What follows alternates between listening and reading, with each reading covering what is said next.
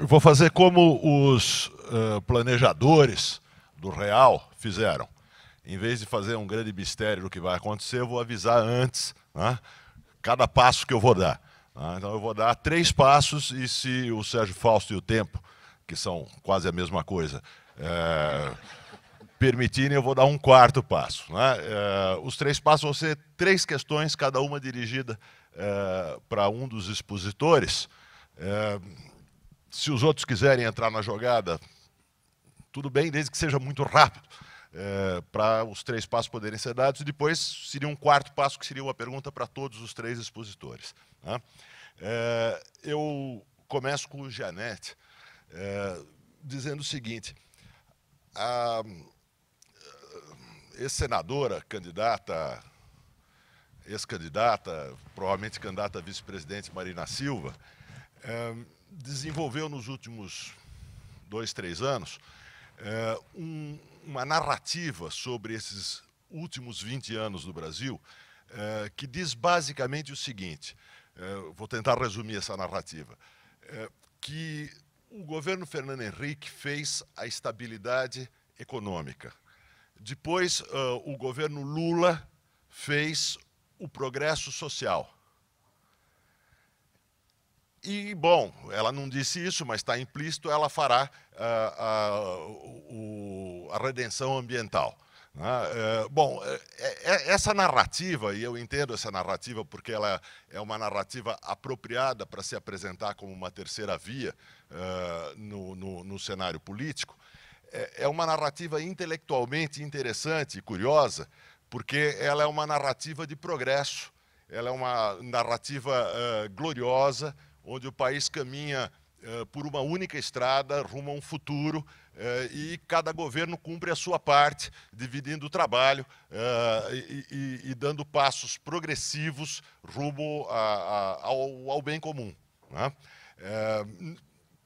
Nessa narrativa, o Brasil é o país do futuro, e o futuro vai se fazendo, governo após governo, numa acumulação de triunfos, né, que nos levará a alguma coisa muito boa, se cada governo fizer assim. Eu entendo essa narrativa como uma narrativa de posicionamento político, num cenário político.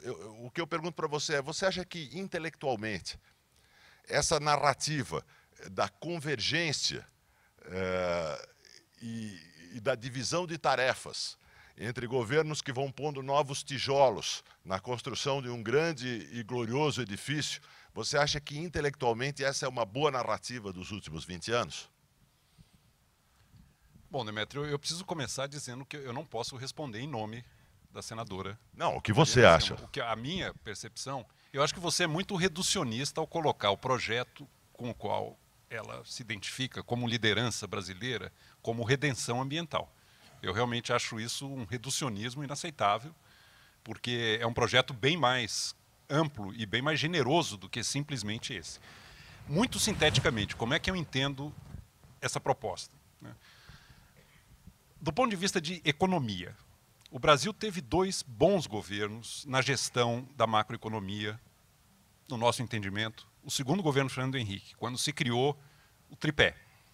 E o primeiro governo Lula, que reforçou o compromisso efetivo com as 3 pernas do tripé, austeridade fiscal, câmbio flutuante, autonomia do Banco Central, nós tivemos um excelente momento de gestão macroeconômica que se perdeu. Começou a se deteriorar no segundo governo Lula e aprofundou-se gravemente, eu concordo com a Armínio, a situação é perigosa, aprofundou-se esse equívoco e fragilização das 3 pernas do tripé no governo Dilma. Não vou entrar em detalhes, já foram discutidos aqui no painel anterior, mas no tocante à política macroeconômica, não vai se reinventar a roda, vai se reconectar no que vinha funcionando bem no Brasil, que é um compromisso efetivo com o tripé, que é um pré-requisito de estabilidade, de tranquilidade e de previsibilidade macroeconômica. No tocante à microeconomia, as políticas econômicas que interferem no funcionamento dos mercados em setores específicos da economia, nós temos uma visão de que esse microgerenciamento que o governo Dilma meteu os pés pelas mãos, nos mais diferentes ramos de atividade e setores econômicos, é um equívoco que nos leva de volta ao que de pior de intervencionismo o Brasil viveu no regime militar, o governo Geisel. somos muito afinados com o espírito de medidas de melhoria de ambiente de negócios para todos, horizontais, melhoria de ambiente para o funcionamento dos mercados, que marcaram os governos Fernando Henrique e o mandato do Lula na primeira gestão, quando o Palocci montou uma bela equipe no Ministério da Fazenda para fazer a agenda microeconômica, calcada naquela ideia da agenda perdida, preparada por um outro candidato, acabou não sendo usado, mas a filosofia por trás disso são medidas horizontais para que os mercados possam funcionar no Brasil de uma forma mais segura, de uma forma mais eficiente e com maior previsibilidade. Nós precisamos de uma outra agenda desta natureza no tocante à política microeconômica. Uma agenda horizontal de melhoria de ambiente de negócios. É um assunto que exigiria aqui uma outra palestra, uma outra evolução. Então, qual é a diferença básica do projeto no qual eu trabalho também como colaborador, que eu identifico com a figura da Marina Silva? A diferença real vai ser trazer duas questões para o centro da agenda brasileira e de uma forma transversal: educação e meio ambiente. Nós consideramos que esses dois temas nunca mereceram, por parte do Estado brasileiro, a centralidade, a radicalidade que eles exigem no século XXI. Educação e meio ambiente. Do ponto de vista de processo, como alcançar esse resultado, voltamos à questão que eu tentei desenvolver na minha fala, que é o Pacto Federativo. A educação, o capital humano, a formação de capital humano é alguma coisa que se dá em âmbito local. É o município que vai ter que ser fortalecido, que vai ter que ter instrumentos e que vai ter que ter accountability para entregar os recursos e a formação de recursos humanos que o Brasil precisa. Mas, em nome do que esse projeto? Em nome de trazer educação e meio ambiente para uma centralidade que nunca tiveram no Brasil. Não se trata de ter um capítulo educação, um capítulo meio ambiente, é colocar isso em tudo. O Brasil precisa de um Juscelino do capital humano. Alguém que entusiasme a sociedade brasileira em torno do valor da educação e do conhecimento. E isso depende muito de liderança efetivamente comprometida com a centralidade desse valor na nossa vida e no nosso futuro. Quando se fala de sustentabilidade, no fundo, se fala de colocar educação e meio ambiente no centro da estratégia de nação que o Brasil almeja alcançar. Roberto, a segunda pergunta tem a ver com coisas que você falou e escreveu, né? Você já falou e escreveu que nós temos, o Brasil tem uma formação histórica, as tuas palavras, aristocrática e burocrática, voltada para garantir desigualdades, né? E numa entrevista recente, eu li uma frase tua muito boa, com a qual eu concordo totalmente, na qual você disse que o Estado no Brasil não administra, ele gerencia e hierarquiza os seus aliados. E lendo essa entrevista, me veio à mente um assunto que vira e mexe eu trato, que é o fato de que no Brasil a elite política, em proveito próprio, em seu próprio proveito, impediu a criação de um elemento crucial dos estados modernos, que é uma burocracia pública profissional. Nós não temos uma burocracia pública profissional completa, ela é uma burocracia incompleta, falta a ela a parte de cima, porque toda a parte de cima é formada pelos cargos de livre indicação política, né? Nós temos, as contas são variadas, se a gente incluir as estatais dá uma coisa, se não incluir dá outra coisa, mas nós temos só no plano federal algo entre 30 e 50 mil cargos de livre indicação política, e segundo uma conta interessante, nos 3 planos, federal, estadual e municipal, nós temos algo como 400 a 500 mil cargos de livre indicação política, uma cidade média. Se você juntar todos os detentores de cargos de livre indicação política, isso dá uma cidade média no Brasil. Poderia cercar essa cidade e nós teríamos ali um exemplo da parte que falta da nossa burocracia pública profissional. O interessante nisso, e aí vem a pergunta, é: nas 2 últimas eleições presidenciais, nenhum candidato tratou desse assunto. Nenhum dos candidatos falou nesse assunto para apresentar nenhuma proposta. No máximo, os candidatos falaram que indicariam pessoas qualificadas. para todos esses cargos, o que é uma promessa interessantíssima. Então, a pergunta que eu faço para você é a seguinte: é uma maldição? Se nenhum candidato fala, se isso nem sequer está em discussão na política, o Brasil vive uma maldição, a maldição de que não poderemos ter jamais uma burocracia pública profissional. Tem saída disso? Eu vou concordar com o Eduardo. O Démia tem essa vantagem, né? Que ele dramatiza. Eu acho que é fundamental. Você falou em reducionismo, né? Eu acho que isso é uma pergunta, eu acho que o problema da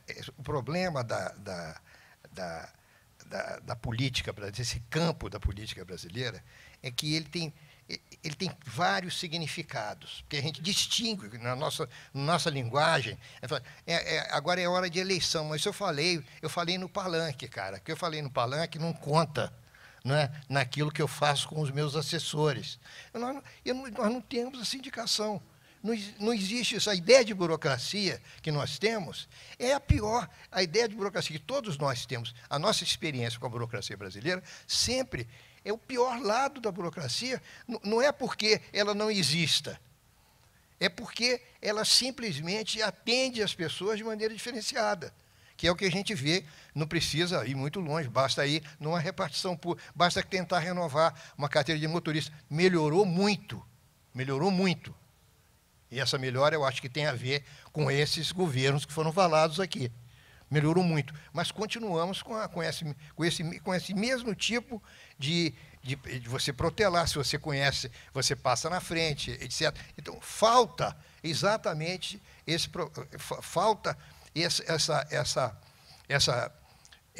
não é experiência, a internalização de pessoas e papéis, que é uma outra coisa também que eu tenho falado muito, até demais, essa coisa que eu chamo do axioma de Shakespeare, que as pessoas não internalizaram. Os sujeitos, no Brasil, você falou do imposto, no Brasil, os governantes se apossam, eles tomam posse. O presidente não inaugura um período, ele toma posse do cargo. É o patrimonialismo, sem dúvida, ele se apossa do cargo, ele dá posse aos ministros. Essa possessão faz com que a pessoa, a partir daquele momento, ele tenha atributos que nem ele mesmo, como candidato, ou como ele se apercebeu. Porque há de chegar um secretário e dizer: não, presidente, o senhor não precisa ir, o senhor está pensando em ir num avião? Não, o senhor tem o seu avião. Ah, eu tenho um avião? Pô, não sabia. Eu tenho um carro. Não há um ministro, que eu não vou falar o nome, que é meu amigo, um ministro, que é meu amigo, falou para mim assim: os caras não ficam ricos só porque roubam, não, Roberto. Eu acho que tinha tomado os uísques, estava meio indignado. Entendeu? Os caras ficam ricos pelo seguinte: não gasta nada. Você pega o seu salário e põe no banco. Entendeu? Você economiza 4 anos, 8 anos, você guarda o seu salário, porque tudo é pago. É tudo pago. Então tem realmente aí tem um elemento que tem que, quer dizer, são coisas difíceis de discutir, porque é a coisa que é o vai sem pensar, ou como as coisas que se diz, tem vida própria, adquirem uma vida própria. São o que nós antropólogos, que muita gente detesta, não gosta, porque chamamos de costumes, né? Que tem vida própria, você faz sem eu estudei isso, o sabe quem está falando, porque eu sofri, o sabe quem está falando, eu escrevi, porque eu levei um sabe quem está falando de um subreitor da UFRJ, que ele não sabia quem eu era, obviamente, e ele falou para mim: como é que eu posso abrir uma audiência para você? Eu era diretor de um programa, que era o programa mais importante de antropologia da universidade, e não sabia que existia, que hoje é um dos principais programas de antropologia do mundo, um dos mais importantes, que é o programa do Museu Nacional. Não foi inventado por mim, foi inventado pelo Roberto Cardoso de Oliveira. Ele fez esse programa. Ele não sabia, então me deu um sabe o que ele está falando. Eu cheguei no meu escritório e escrevi essa brutalidade de você colocar o outro no seu lugar. E pega, não é, uma sociedade que burocratizou-se, burocratizamos bem a escravaria. A escravidão foi bem burocratizada, quanto custava, quanto vendia. Gilberto Freire, que é até hoje citado com certa reticência, né? Gilberto Freire tem um ensaio sobre os escravos, dos anúncios de jornal, que te dão uma ideia. absolutamente preciso do que foi o jornal no Brasil e o que foi essa burocratização dos escritos. Eles apareciam com as marcas para serem identificados. E o jornal não surgiu no Brasil para denunciar coisas, nem para anunciar, nem para noticiar. Surgiu como jornais de classificados, para vender, comprar, sobretudo, escravos. Então, é uma resposta enviesada, atravessada, mas é essa que eu posso te dar. E depois sou eu que dramatizo, né? Gustavo, eu me lembro que logo no momento do lançamento do Real, quando o Real começou a funcionar e a gente estava faltava meses para a eleição presidencial, o atual ministro da Educação, economista Luiz Mercadante, que na época aparecia como uma das vozes econômicas mais destacadas do PT, ele deu uma entrevista dizendo que tinha segurança de que o Real não teria impacto ou importância política ou eleitoral, né? Essa foi a avaliação de Aloysio Mercadante naquele momento. Eu li agora uma entrevista que Lula deu, umas declarações que Lula deu ao jornal italiano La Repubblica. E achei interessante as duas versões que apareceram dessas declarações. O jornal La Repubblica publicou que Lula teria dito que mais importante do que controlar a inflação é criar emprego. Em seguida, o Instituto Lula colocou no ar, na internet, uma gravação que mostra que Lula não disse isso ao La Repubblica. O que ele disse é que os inimigos dele querem que se produza desemprego para controlar a inflação, enquanto ele quer controlar a inflação garantindo o emprego. A diferença entre a versão publicada no La Repubblica e a versão divulgada pelo Instituto Lula é óbvia, existe uma diferença clara. Na minha opinião, e me diga depois se eu estou errado, na minha opinião, essa diferença, entretanto, revela duas posições verdadeiras do atual governo. A posição que diz que controlar a inflação não é importante e é importante criar emprego corresponde a um certo modo de ver o mundo e a um certo momento do ciclo do governo Lula, principalmente o momento que vem a partir de 2007, 2008, principalmente 2009. Então, eu acho que aquilo que o La Repubblica publicou, mas Lula não disse, é o que Lula pensava num certo momento do ciclo. Num outro momento do ciclo, que é o momento atual, né, é verdade o que o Instituto Lula disse que Lula disse, né, que é importante controlar a inflação, embora ele tenha inimigos malvados que também querem controlar a inflação, concordam com ele, mas adoram produzir desemprego. Veja, eu acho que talvez seja um reducionismo muito grande dizer que o governo Lula é inflacionista. Eu acho que mais correto é dizer que o governo Lula é inflacionista até o momento em que isso gera uma crise econômica que tem possibilidade de se transformar numa crise política. E aí ele se torna anti-inflacionista e toma, apesar da sua vontade, medidas anti-inflacionistas. Em torno disso, eu pergunto para você, o espectro da Argentina, ou, se quiserem radicalizar, dramatizar, o espectro da Venezuela, são espectros reais que nos assombram, ou o verdadeiro espectro que nos assombra é a mediocridade? Ou seja, esse trânsito entre um ciclo inflacionista e um ciclo anti-inflacionista de quem, na verdade, gostaria de seguir o rumo inflacionista. Bom, a lembrança é oportuna do que o ministro Mercadante disse lá na ocasião. Eu tenho aqui uma coleção de falas petistas da época do Plano Real que vale lembrar, porque são referências que você fez na sua fala e que todas elas têm um significado. Próprio Lula, 5 de janeiro de 94, esse plano de estabilização não tem nenhuma novidade em relação às anteriores, suas medidas refletem as orientações do FMI. Os trabalhadores terão perdas salariais, essas coisas. Guido Mantega, em 8 de janeiro de 94, existem alternativas mais eficientes de combate à inflação. É fácil perceber por que essa estratégia neoliberal de controle da inflação, além de ser burra e ineficiente, é socialmente perversa. Folha de São Paulo, 16 de 8 de 94. Tem Marco Aurélio Garcia, tem outras coisas aqui piores. Mas vale recuperar o seguinte, naquela época, eles tinham uma ideia de controle da inflação, em construção, talvez, mas era a ideia do controle social da inflação, que se faria através de câmaras setoriais e de intervenção direta negociada através, enfim, diretamente com associações patronais, sindicatos,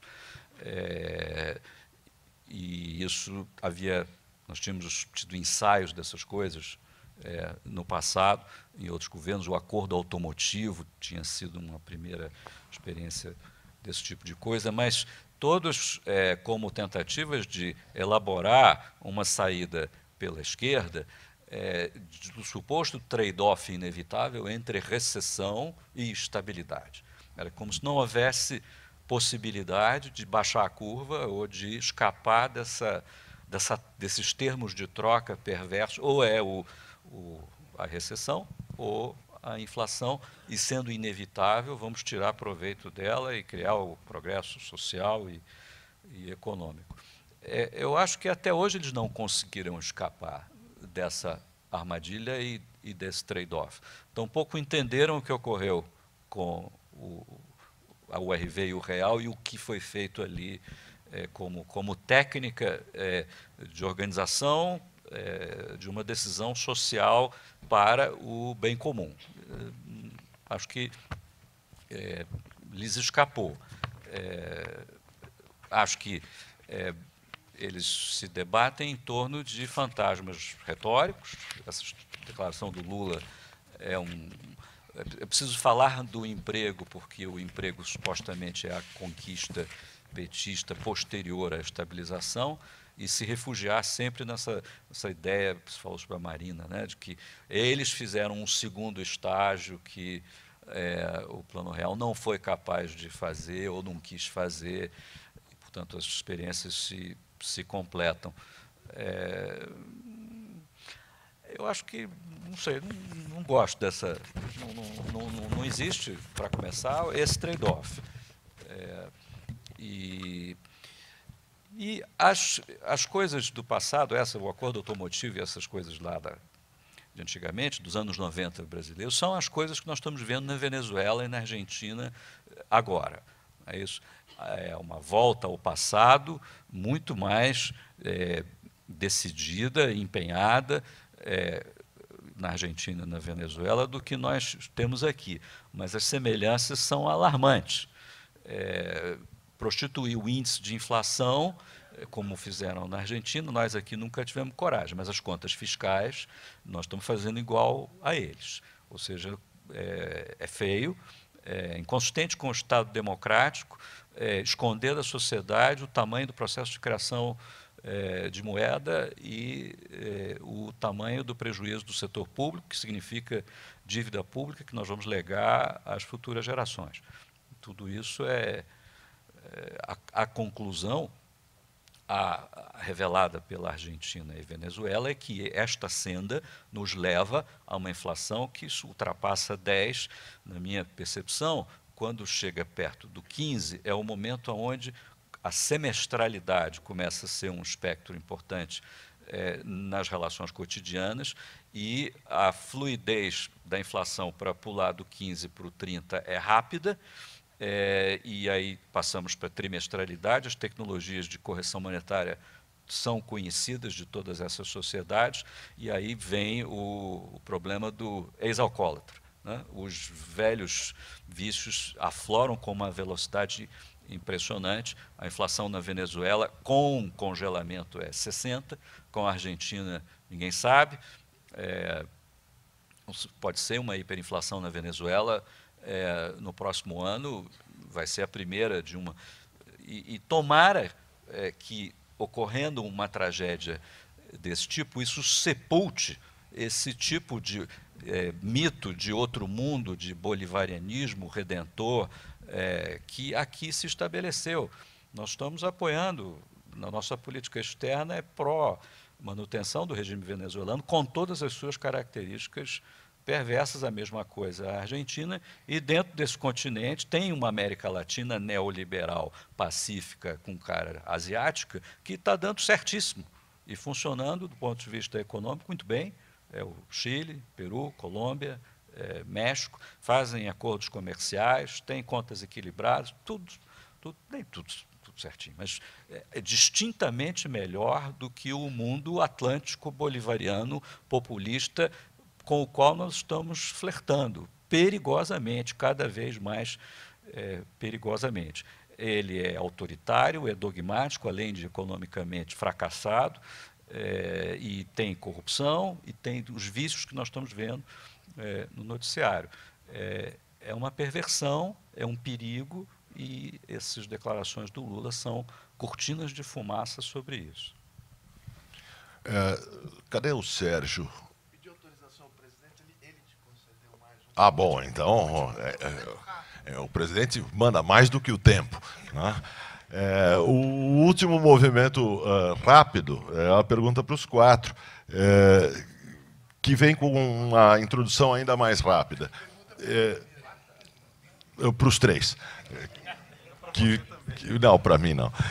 Que vem com uma introdução rápida, que é a seguinte: as manifestações de junho do ano passado pegaram todo mundo de surpresa. Não pegaram apenas o governo de surpresa, pegaram as oposições também de surpresa. Tentando interpretá-las, o ministro Gilberto Carvalho, que alguns imaginam que seja uma imagem holográfica de Lula, disse que o governo pensou nessas manifestações de junho como manifestações de ingratidão. A palavra usada foi ingratidão. Mas ele disse isso foi muito criticado, mas ele disse isso, e vamos fazer justiça aqui às palavras dele, ele disse isso para conclamar as suas hostes, o governo, o PT, a parar de pensar nessas manifestações como ingratidão e tentar interpretá-las de uma maneira mais criativa, eficaz e produtiva do que como ingratidão. Eu pergunto, se obviamente elas não são manifestações de ingratidão, qual é a mensagem crucial que elas mandam? O que, numa frase ou duas ou três frases, os manifestantes estão dizendo? Vamos lembrar que aqueles manifestantes em junho do ano passado eram muitos, não pouquinhos, não eram black blocs, embora alguns black blocs estivessem lá no meio, e vamos lembrar que as pesquisas de opinião feitas naquela época das manifestações de junho revelaram que mais de 70% dos entrevistados davam apoio aos manifestantes. Uma situação já diferente hoje, em função da passagem do tempo e da mudança da natureza das manifestações. Então, eu pergunto, se elas não são ingratidão, qual é a interpretação que você daria? Qual é a mensagem política que elas lançaram e que deveria ser interpretada na época agora da campanha eleitoral de 2014? Bom, muito sinteticamente, eu considero emblemática essa palavra ingratidão vindo do governo. Ela é emblemática. É exatamente aquela ideia do Estado patrimonialista que dá. É uma dádiva que nós fizemos e eles não reconhecem, não são gratos. Por isso são ingratos. Eu acho que ela ilustra perfeitamente essa visão do patronato político que se apossa da nação, e a nação tem que ser grata pelas benesses que foram concedidas pelo poder instituído. Como é que eu interpreto esse movimento? A síntese que eu faço para mim mesmo é a seguinte: a nova classe média ascendeu ao consumo, ela agora quer ascender à cidadania. O consumo foi uma etapa, eu não menosprezo, não diminuo a importância desse movimento de inclusão social, que se inicia com a universalização do ensino fundamental no final dos anos 90, mas avança durante os mandatos do Lula. Eu acho que é um movimento importantíssimo para a vida brasileira, mostrar que nós podemos reduzir, começar a reduzir para valer a desigualdade. Agora, precisa dar um passo além disso. E o passo além disso não é mais consumo, é cidadania, é qualidade de vida, é dignidade, é cidadania, respeito ao cidadão. Duas coisas estão por trás, eu acredito. Primeiro, uma crise de representação. A sociedade brasileira não se reconhece nos poderes instituídos e se sente alheia ao que se passa nas negociações desse presidencialismo de coalizão, completamente falido, esgotado. E, em segundo lugar, uma frustração com o potencial sempre latente, que nunca se materializa, que nunca acontece, e que salta aos olhos de uma maneira simbólica, mas real, quando o governo se mobiliza para fazer Copa do Mundo e para ter estádios de padrão FIFA, mas não é capaz de fazer nada remotamente parecido quando se trata de educação, saúde, saneamento básico, transporte. Eu acho que é um sentimento perfeitamente legítimo e que a política brasileira precisa saber mobilizar e coordenar e dar vazão de que o país não quer mais, ele quer diferente. Não se trata de mais consumo, se trata de cidadania, de inverter essa relação em que, para os governantes, a sociedade existe como se a sua função e a sua razão de ser fosse servi-los, e não o contrário. É essa virada que o Brasil vai ter que dar. O Estado existe e é financiado pelo nosso trabalho para nos servir e para atender aos nossos anseios de cidadania. Então, eu acho que aí é que está a virada na relação sociedade-Estado, que depois de 5 séculos, talvez nós estejamos caminhando para alcançar. Nós estamos fazendo 60 anos do suicídio do Vargas. Esse ano, 4 no Brasil, tem uma coisa curiosa, né? É 60 anos do suicídio do Vargas, 50 anos da ditadura, no início do golpe militar, 30 anos das diretas já e 20 anos do Plano Real. Quem sabe um ano de final 4 pode trazer uma boa surpresa para todos nós.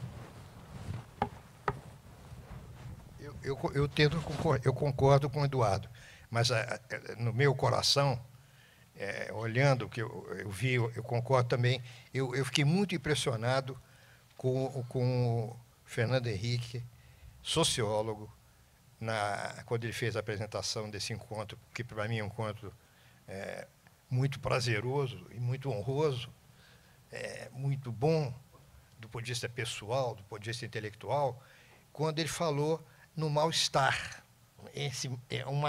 Existem várias áreas na sociedade brasileira que funcionam bem. Existe também um outro elemento, um outro componente da cidadania, desse consumo, que é um consumo que tem uma diferença do consumismo tradicional, que são as viagens internacionais, que tem um aumento significativo também nesse período, né? E que dá uma ideia de comparação e com a proximidade da globalização, você tem uma espécie de um rompimento com alguns desses modelos tradicionais, que foi uma coisa que o Gustavo respondeu, quer dizer, esses retornos, não é bem um retorno, não é, são falsificações, né? É um quiche, né? o que o Kundera, quiche no sentido, estou pensando no Ilan Kundera, do quiche do Kundera, né? Porque não é bem um retorno do tipo, digamos, um retorno autêntico do tipo freudiano, que o neurótico tem, né, da criança que de repente aparece, ou de uma... É um pouco isso, né, uma complementação de um processo de cidadania que tem a ver com o igualitarismo e com determinados modelos também, que eu acho que tem um peso, na minha cabeça tem um peso, o fato dessa meninada toda que eu ensino saber que se você contar que você participou das diretas, se você participou de não sei o quê, de uma passeata dos 100 mil, você tem uma medalha. Então, todo mundo quer participar de uma passeata para também contar.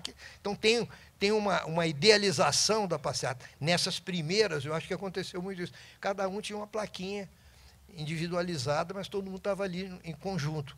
Agora, no fundo mesmo, eu vou te falar, eu não sei. Eu não tenho uma resposta elaborada para explicar esse fenômeno, que eu acho que é um fenômeno extremamente desafiador. Eu também não sei, mas eu tenho uma hipótese, que tem a ver com uma palavra que foi falada aqui, horizontalidade. A demanda é por uma igualdade ex ante, não com a igualdade concedida pelo Estado como favor, mas pela igualdade primária, que deve orientar, porque foi algo diferente do, como o Roberto disse, do Estado que combate a desigualdade. O que eu quero dizer com isso? Nós, economistas do governo, o tempo inteiro a gente lida com maiorias mudas impessoais, que são os beneficiários de reformas ou da estabilização, que são contados em dezenas de milhões, e os adversários das reformas que beneficiam essas maiorias são sempre minorias aguerridas, presentes, e que vão a Brasília protestar. Ouvindo essas minorias em Brasília, o ambiente acaba sendo sempre onde as políticas econômicas acabam sucumbindo à ideia de seletividade, seja a favor dos campeões, ou dos essenciais, ou dos primordiais, dos menos favorecidos. É tudo seletivo, vertical, é uma clientela, a relação de clientela que facilmente se estabelece, seja no plano da base, com o Bolsa Família, seja no plano do BNDES, com a Bolsa Empresária. A lógica é sempre vertical, irritantemente vertical, porque é um país de favoritos, de privilegiados, diante de milhões e milhões que não têm acesso àquela mesma coisa. A inflação era isso, porque a correção monetária, que é a moeda estável, sintética, era disponível seletivamente para as pessoas. Nunca houve moeda estável para todos, era só para alguns que tinham acesso a essa moeda do rico, ou concedida pelo Estado, porque generosamente indexou o salário mínimo, ou porque o rico tem o overnight pelo qual ele se defende e tudo mais. A inflação era um instituto da desigualdade, um paroxismo de desigualdade, e, como o Roberto bem chamou a atenção, o real unifica a moeda para todos, como a bandeira e o hino é uma só para todo mundo e não tem conversa, e não tem acesso privilegiado àquilo. Essa ideia de horizontalidade, eu acho que está muito presente nessas passeatas, no meu juízo, onde, eu não sei se eu estou delirando, mas eu vi ali consumidores e contribuintes. O cara que vai reclamar da passagem de ônibus, da qualidade do serviço, é um contribuinte irritado com a qualidade do serviço público. O cara que reclama da qualidade da educação, que não é padrão FIFA, é um contribuinte reclamando que os seus impostos não estão sendo gastos direito. Isso tudo é uma discussão muito adulta, que parece diferente, subversiva, transgride a regra da rua. A rua pertence ao PSOL, não é isso? Vai lá um pessoal que não é nada disso e faz essa reivindicação anglo-saxônica de taxpayer brasileiro. Que curioso, não é isso? Eu acho que é um sinal extremamente positivo. Talvez a classe C seja mesmo o veículo para essa modernidade, não sei como chamar isso, mas cujo principal foco é horizontalidade, igualdade diante do jogo econômico. Todo mundo precisa ser igual diante do jogo, de onde vai emergir o talento, a desigualdade benigna proporcionada pelo talento e pelo sucesso, sobretudo no mundo empresarial. Se não houver a perspectiva de sucesso, de ter lucro e de ganhar dinheiro, isso é uma economia de mercado, nós não vamos a lugar algum. Então, a política econômica baseada na seletividade, no campeão e em concessões onde é proibido ganhar dinheiro, não funciona. Não é por outra razão que essa economia meio capitalista, meio bolivariana, recém-implantada no Brasil, está afundando.